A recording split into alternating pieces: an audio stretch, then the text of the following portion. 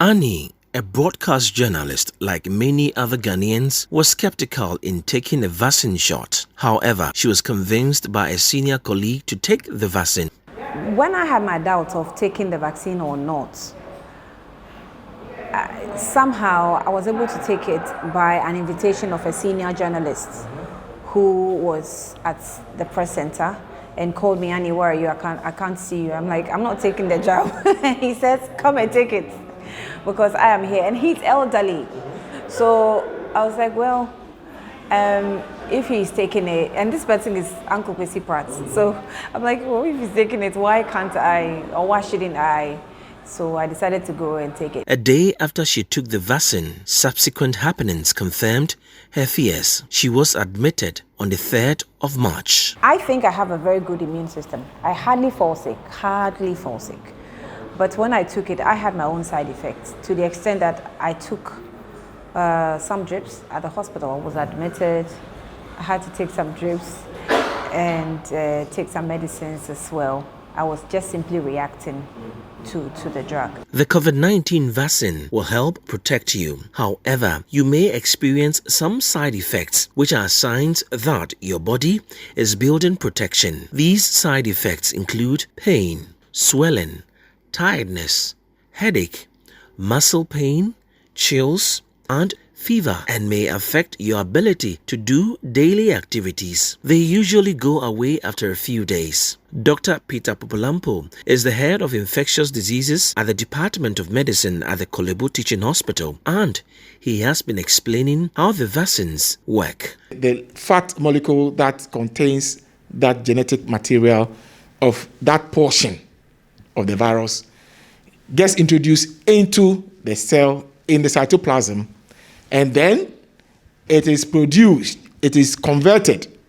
into that spike protein, which then comes out onto the surface of that cell. And then on the surface, the body recognizes that spike protein as a foreigner. And so it causes your body to produce antibody to come and fight. 13 European countries suspended the use of the vaccine over fears of a link to blood clots. After investigations, the European Medicine Agency reviewed the jab and found that it was not associated with a higher risk of clots. Germany, France, Italy, and Spain say they would resume the vaccination. Back home in Ghana, many had fears due to developments in the European Union. The Food and Drugs Authority's group of experts, the Joint COVID-19 Vaccine Safety Review Committee, gave the assurance that there is no need to panic. In Ghana, just to make it clear that we have not seen any of these reactions in Ghana. So our update was based on information that was available to us from Europe.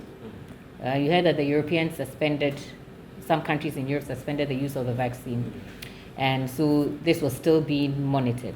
So the only change that has happened between the time we released our information and now is that the European Medicines Agency and the WHO have come out categorically to say that the vaccine is still safe and efficacious for use. The benefits of the vaccine obviously outweigh the risks. The number of cases of the blood clotting, let me use that in a simple way, is not significant. It's actually very, very, very little. I mean, like about 7 in a million. Many, like Annie, who was hospitalized after taking the vaccine, want more to be done. So having mentioned the adverse effects, the side effects, I'm also talking about the body type differences depending on our geographical locations. The FDA, yes, it's good they come out with a statement, but the statement is much ado about nothing. I think they should do more, considering the type of people they're dealing with. They should give us more information. Let us know if it's side effects, how long will it take for an individual to be able to detect or see a side effect stemming from the taking of the jab. The FDA says it has taken such issues into consideration and is working on them as the country prepares to take delivery of more than 2 million vaccines. We can only continue to give out updates. For the FDA, ours is quality, safety, and efficacy. These vaccines were registered by us. We gave it authorization. We will continue to monitor things like the cold chain when the vaccines come into the country. We're always at the airport to meet the vaccine to ensure that the quality of the vaccine remains the same. So we monitor it up to EPI and up to the time when it is being deployed. We monitor the cold chain. The safety is also our responsibility. That is why we set up this committee of experts made up of our own advisory committee members. They meet every week, right? They meet every week or every 2 weeks, depending on what the issues are. We have a weekly update that you'll find on our website. We have committed to giving a safety update also out into the public every week. So every week we will come out to the public and let them know what we are seeing in Ghana.